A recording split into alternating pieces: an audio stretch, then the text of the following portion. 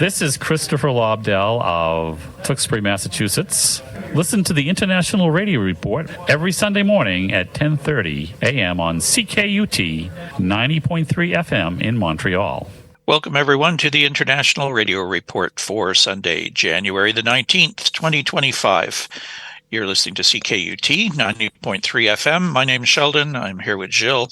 We have our weekly 30 minutes of news and information from the world of radio for you. Thank you for tuning in.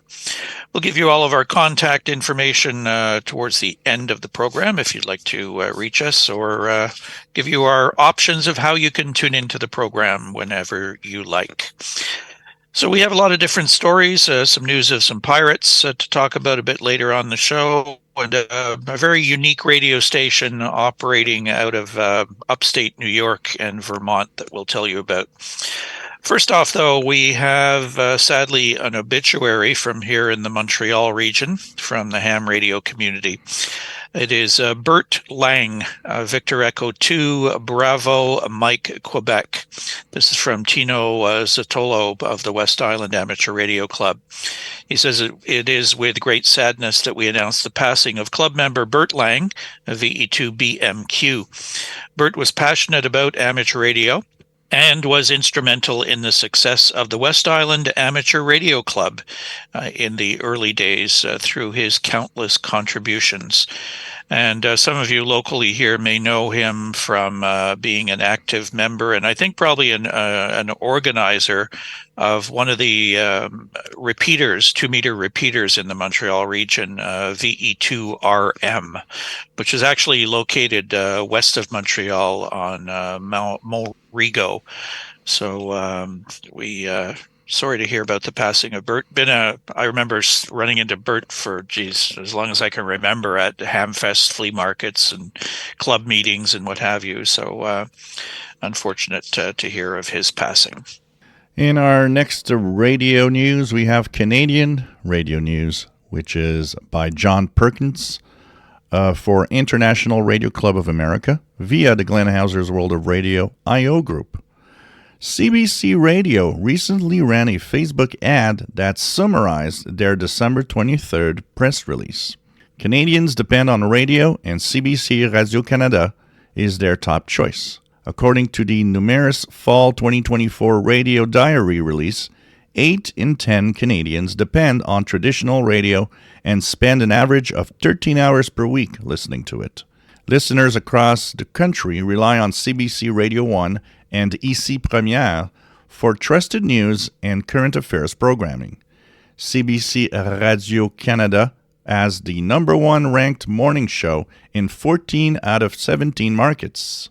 12 of our 17 stations are the most listened to each week: Victoria, Kelowna, Regina, Winnipeg, London, Ottawa-Gatineau, both English and French, Sherbrooke, Quebec City, Trois-Rivières, Moncton, and Halifax. Across the country, the number of people turning to their public broadcaster continues to grow. Our stations in 3 communities, Ottawa-Gatineau, London, and Sherbrooke, recorded their highest audiences ever. On CBC, in all 5 English markets where Numeris measures audiences with personal people meters, CBC Radio 1 ranks first or second for local mornings, with Vancouver, Calgary, Edmonton, and Toronto all ranking number 1, and Montreal ranking number 2. The Numeris data also shows CBC Radio 1 and CBC Music both achieving their highest share so far this season. On Radio-Canada, Ici Première and Ici Musique have their second highest shares ever, 17.2% and 7.2% respectively, and Montreal and lead other stations on time spent each week, with listeners tuning in for 5 or more hours each week. 5 of the 6 most listened to shows in Montreal are broadcast on Ici Première, as are 9 of the top 15 shows. So a lot of talk about how the CBC and Radio-Canada are important. I guess it also comes in a pre-electoral moment where they need to make sure that everybody understands that CBC Radio-Canada is important. I think probably what's happening is a lot of people are looking for news. Yep. And if you go to a lot of the commercial stations, FM stations very seldom have news. There are a couple all news stations, but regular music stations and whatever don't carry news. Sports stations don't carry news. A lot of the specialty channels not carrying news. So I think this is where CBC is benefiting. People are going there for news and information programming. At a time when there's a lot of things going on politically, things in the United States with the new president coming in, changes of governments around the world, you're getting a national newscast with, fairly high quality reporting. So I think this is what's drawing people to CBC Radio. And it's more intelligent listening, I guess, is what it comes down to. Its content has always been very highly respected. So I guess I'm not overly surprised. I am surprised, though, at some of the numbers. They are very high in some of the cities.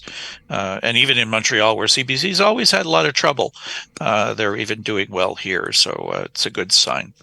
Yeah, definitely. I really like this next story. I love to hear about unique radio stations and people taking a risk on things and chances and doing things differently.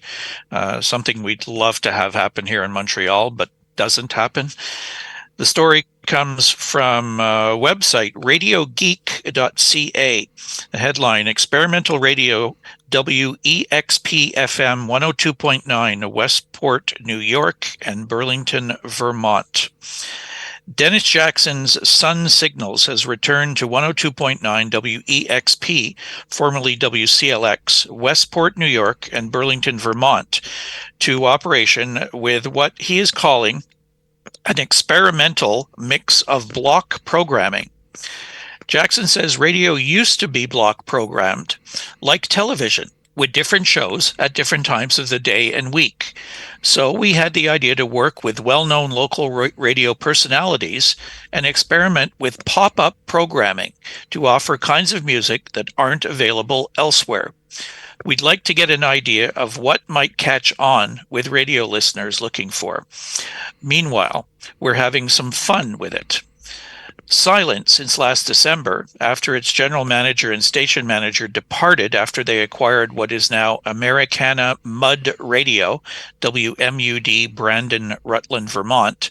WEXP will carry Russ Kinsley's The Album Station, which is free-form album rock programming on weekday mornings. Kinsey has been a staple in Burlington rock radio for decades, previously founding 106.7 WIZN, and the stations that later became WXXX and WTNN, as well as programming WKLZ, WCLX, and WZXP. Middays and Sundays will give way to Country Oldies, hosted by Country Joe Lovero, who programmed Country 1390 WDOT in the 1980s. Lovero's Friday Night Gold Oldies show on Jackson's 97.9 WRIP Windham will also be simulcast on WDXP. Afternoons will feature a mix of pop hits, big band, and adult standards, hosted by R.J. Potter and George Goldring, featuring artists such as Frank Sinatra, Barbra Streisand, Tony Bennett, Diana Krall, Sarah Vaughan, Count Basie, Glenn Miller, and Michael Bublé. It'll be followed by beautiful music in the evenings and Soma FM's Groove Salad Ambient Beats. Saturday daytime will be The Squid, with a mix of rhythmic oldies, R&B, and soul, with modern jazz on Saturday nights. The programming on WEXP is admittedly by Jackson an attempt to generate interest in finding a buyer for the signal. He said, "In the end, we hope to attract interest and find someone who would like to take over the radio station and make it their own so I can retire. You can't touch a small home in Burlington for what it will sell for. So it's ideal for a solo entrepreneur who wants to get into radio. The station operates with 6 kilowatts at 92 meters from a hilltop in Westport. Interested parties can reach Jackson at wwdj@mail.com. I wonder how much he wants for this radio station. That'd be interesting. I'd love to have a radio station like this, doing this sort of thing where you don't have to do the same thing all day long. You can cater to different audiences at different times of the day. It's almost like a campus or community radio station where they do this sort of thing. But this one, he wants to make it commercial, but offer people a variety of programming. And I just think that's such a great idea. In our next news story, radio and climate change. This year's theme for World Radio Day via Radio Info Asia. February 13th is World Radio Day, as proclaimed in 2011 by the member states of UNESCO and adopted by the United Nations General Assembly in 2012 as an international day. The theme for the 13th edition of the World Radio Day, Radio and Climate Change, celebrates the many opportunities that radio broadcasting brings to giving prominence to climate change issues. 2025 marks the pivotal year for climate change. In accordance with the Paris Agreement, if humanity is to limit global warming to 1.5 degrees Celsius, greenhouse gas emissions must peak by that year at the latest before they begin to fall. While the Paris Agreement takes on capital importance, radio contributes to the achievement of its international objectives by supporting populations in the face of climate change through the dissemination of fact-based information, listeners' voices, and dedicated radio shows. To support radio stations in their journalistic coverage of this issue, UNESCO is offering a networking experience and some useful resources to celebrate World Radio Day 2025. To benefit from the 2025 opportunities that appear on the UNESCO map, well, we'll have a link for that, and your radio station will also have the chance to connect with a radio station in another locality or country. Thanks to these collaborations, you will be able to exchange programs, guests, sound archives, and even consider a longer-term relationship beyond February 13th, 2025. I guess this is kind of a good idea to have these like partnerships of a station with another one, especially if your station is partnered with maybe a station in another country where things are different, and collaborate together and exchange ideas. Pretty good idea. Yeah, I sent an email to our own station here, CKUT, to the programming people and asked them if they were planning on doing some special programming on that day. At least I think they should, and to get themselves up on the world map where everybody, all the stations that are going to be doing something special can indicate it on that one website, which we'll share with you in our YouTube release of the program. Maybe you have a radio station in your local town or city, or any of your stations. You might want to contact them and tell them about World Radio Day. I have a feeling a lot of commercial stations might not know anything about it and may not be willing to do anything, but hey, you got to remind them and tell them about it. And it's certainly a good initiative, I think. So let them know. It's coming up on February the 13th. So what's happening with our sun? Well, our sun is certainly waking up this week after a week of very quiet conditions last week and in the first few days of the week that just passed. The sunspot 3964 is particularly really good at flaring. There's a lot of flares that happened in the last few days, and they're continuing. It almost is flaring every day. So this could be a sign of things to come this week. And of course, that means that solar flares sometimes will do radio blackouts. And of course, we'll be looking out for possible geomagnetic storming auroras. So this, I think, is going to be the conditions for the week ahead. Sunspot number 105, the solar flux 208.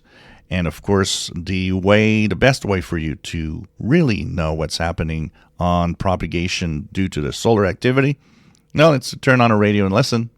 I'm Thomas Witherspoon of Asheville, North Carolina, and you're tuned to the International Radio Report, 30 minutes of news about radio on CKUT 90.3 FM in Montreal.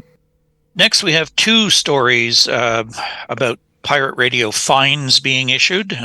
One which Jill will get to in a couple of minutes. It's really interesting, something that you probably haven't heard about. But first off, from Nick Langan at Radioworld, he writes, FCC proposes $200,000 in pirate radio fines. The FCC has proposed fines against 4 alleged pirate radio operators in Connecticut and Ohio. While the penalties are nowhere near the largest that the FCC has assessed to date, they range from $40,000 to $60,000 each. According to the Commission case summaries, each of the incidents occurred in 2024 and was confirmed by field agents as part of the FCC's Pirate Act. In Ashtabula County, Ohio, James Barron faces a possible penalty of $40,000 for his 90.7 FM operation, where according to the FCC he used the alias Jumpin' Jammin' Jimmy. The New York field office sent an agent to the source of the signal on Thomas Boulevard in Geneva-on-the-Lake and observed an unlicensed broadcast twice in June and August that exceeded Part 15 limits. Agents found a YouTube video promoting the community on the shores of Lake Erie, where Jumpin' Jammin' Jimmy is one of the residents featured. Subsequently, they were also able to find the station's online stream. Ultimately, they traced Barron to the phone number listed for his request line. He's also co-owner of the property from which the transmissions emanate. Just to the southwest in Lake County, Carlos Alberto Vasquez was issued a notice of a proposed penalty of $60,000 for his operation of Radio Union Familiar on 99.1 in Paynesville. Field agents from the FCC's Columbia, Maryland office observed an unlicensed signal on 3 separate dates in May, June, and August. In the Commission's report, the agents said they were able to photograph an FM broadcast antenna mounted on a tower to the left side of Vasquez's residence on West Jackson Street. Vasquez is also identified as president on the station's Facebook page. The agents said they were able to match programming on the signal to an audio stream from the station. Heading east from the area formerly known as the Connecticut Western Reserve to the Nutmeg State itself, Wilfredo Ayala faces a proposed fine of $60,000 for his operation of La Tropica Radio on 94.5 FM. In March, field agents from both the New York and Boston offices traced the source of the signal to a commercial building on Arbor Street in the capital city of Hartford. Since a cable running from a rooftop antenna to a first-floor window used a standard coaxial connector, the agents determined it was not compliant with Part 15 rules. The unlicensed signal was still present on 2 additional visits in April. On the last visit, agents were able to meet with Ayala. According to the Media Bureau's account, Ayala had them wait in the hallway before they could access the station's office. While they waited, they noticed the signal was suddenly terminated. Once they were granted access to the office by Ayala, the agents noted typical radio station equipment and a transmitter that was off but warm to the touch and being cooled by a large fan underneath. The agents said they also observed a poster on the wall with a website address for the station. Finally, Efrain Gonzalez is facing a proposed $40,000 fine for the operation of La Poderosa 89.1 FM from Waterbury, Connecticut. Agents from the Boston field office first investigated in March and traced the source of the signal to a Seymour Street address. They found it was broadcasting the online stream of 630 WUNO AM from San Juan, Puerto Rico. On a second visit in April, the agents said they again observed the signal. On the third April visit, they spoke with Gonzalez at the location. The agent said he acknowledged that he did not have a license to broadcast. The agents observed a transmitter displaying the 89.1 frequency at the location and exceeded legal limits. Agents found promotion on Facebook for the station, as well as the station's streaming site, which linked Gonzalez.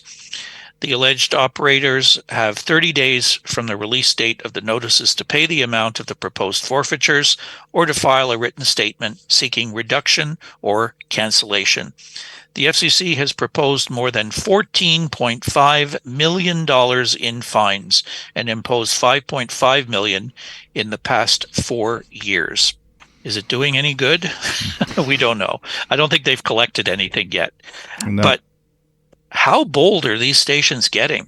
Yep. Websites, streaming audio, advertising, Facebook pages. It's just unbelievable. I guess they just figure, we're going to take the chance and we'll see how long it takes for somebody to file a complaint or to find us or what have you. But yeah, they're not just pirates. They're now pirate commercial enterprises. Exactly. But the funniest thing is, how do you think, that just making the guys wait outside, unplug the transmitter, just shut it down, is going to work in any way in preventing you getting caught? And in a similar news, the FCC targets AM pirate signal in Boston. This is by Nick Langan of Radioworld. A property owner in a Boston neighborhood has received a notice from the FCC regarding pirate radio broadcasts on 1620 AM. Agents from the Enforcement Bureau's New York office visited an address on Blue Hill Avenue in Boston's Metropolitan neighborhood in July and September of last year. They observed unlicensed broadcasts on 1620 AM during both visits. The Blue Hill Avenue address matches the location listed on social media for Pelege Marcelin, the operator of Radio Energy Boston. The Brockton Enterprise reported in 2022 that Marcelin had purchased the station, which it identified as broadcasting on 1620 kHz AM. The newspaper said then that the station had been in operations for 22 years. A list of Boston area unlicensed broadcasters from 2014 also includes the station. According to the notice, the property owner has 10 business days to provide evidence that pirate radio broadcasting has ceased at the location. The notice also requests that the names of the individuals involved in the station be sent to the commission. The FCC warned that a fine of up to approximately $2.3 million may be issued if pirate broadcasting continues after the 10-day period. It is to note that Radioworld has reached out to Radio Energy Boston for comment on this story. We will update the article, so we might have some more news eventually. But it's crazy. 22 years. You've been there 22 years before somebody had the FCC noticed, which I would kind of think that maybe somebody must have complained. Because what reason would the FCC that hasn't, looked into this in many years suddenly is interested that there's a pirate station there? I was talking to one of our friends in north of Boston, John Fisher, on the phone this week, and mentioned this story to him. He had never heard anything about this on 1620. Now, we were thinking, not a lot of people listen to AM in particular.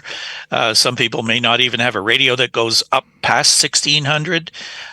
Who would be up there listening on 1620 in the first place, unless you really knew it was there? Yep. So kind of wonder now, our guys, from what John said, they didn't seem to know anything about this station. So maybe not a lot of power, but, an AM signal, 1620, not sure what kind of antenna he might have been using, but, it should have been getting out. So I'd like to know a little more information about this operation. And, if any of you down in the Boston area have been able to hear this station in the past, I'd be interested in hearing about it. Yeah, 1620 is one of the frequencies in what was called the X band when they expanded from 1600 to 1700 quite a few years ago now. And there are licensed stations up in that spectrum. So we have a couple here in Montreal actually up in that part of the band. But this one's quite interesting, and we'll see what happens. A $2.3 million fine if he doesn't shut down within 10 days. Yeah. We'll see how that comes about. And if you do want to check it out, remember that the expanded band that goes up to 1710 kilohertz is interesting for that. Most pirates actually will broadcast in that range. So we have upcoming ham radio contests. Yeah, we want to mention one de-expedition that's underway on the ham bands. If you're into chasing down stations in far off and odd places on the planet, this is an operation, fairly large operation, by some French amateur radio operators who are on the Marquesas Islands. Now, if you're like me, I had to go look up on a map to find out just where the Marquesas Islands are. And they are like in the middle of nowhere in the South Pacific Ocean.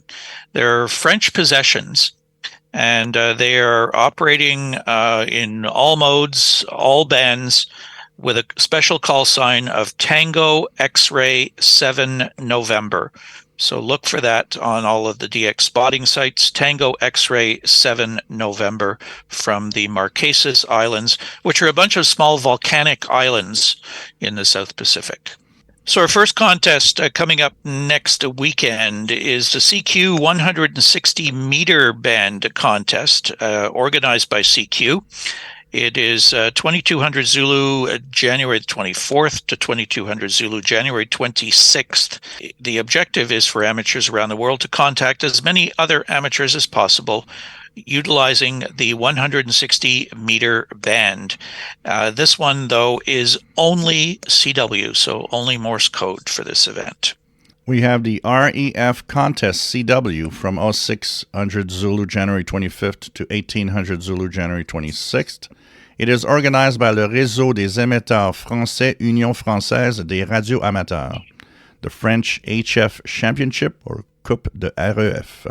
The objective, French amateurs work as many amateur stations in as many French of the 97 metropolitans departments, overseas territories, and DXCC countries of the world as possible, and foreign amateurs work as many French stations in as many of the 97 metropolitans departments and overseas French territories as possible. The band's 80, 40, 20, 15, and 10 meters, and it is CW. We have the British Amateur Radio Teledata Group organizing their RTTY Sprint, 1200 Zulu, January 25th, 1200 Zulu, January 26th, all the major HF amateur bands. This one is radio teletype only. There's the Royal Belgian Amateur Radio Union that has the DX Contest SSB, 1300 Zulu, January 25th to 1300 Zulu, January 26th. 80, 40, 20, 15, and 10 meters are the bands, and it's SSB phone. We always tell you every year about the Field Day event, which takes place later in the year, but there is perhaps a lesser-known event called the Winter Field Day, sponsored by the Winter Field Day Association. 1600 Zulu, January 25th to 2159 Zulu, January the 26th. Winter Field Day is a communications exercise. It is held on the last full weekend in January. It can be worked from the comfort of your home or in a remote location. You can participate by yourself or get your friends, family, or whole clubs involved. Winter Field Day is open to participants worldwide. Amateur radio operators may use frequencies on the HF, VHF, or UHF bands and are free to use any mode that can faithfully transmit the required exchange intact. Similar to the ARRL's Field Day, bonus points are earned in several ways, including using non-commercial power sources, operating from remote locations, satellite contacts, and more. So this is all of the HF, VHF, and UHF amateur bands, and it is all modes. So that's a pretty interesting event. And we are out of time. We thank you for tuning in to us once again this week. If you'd like to reach us by email, our address is radioreport@yahoo.com. Our show is live streaming and archived at ckut.ca. Our Facebook group, International Radio Report, we invite you to join the group. Our YouTube channel, where you can go and listen to our program at your convenience. Go back and listen to older shows as well, and also some special editions that are only available on the YouTube channel. Go to YouTube and look for @IRR. And our X account at IRRCKUT. We invite you to follow us there. That'll do it for this week. Have a great week, everybody. We will talk to you again next Sunday morning on the International Radio Report on CKUT 90.3 FM in Montreal. Bye-bye for now. Bye-bye.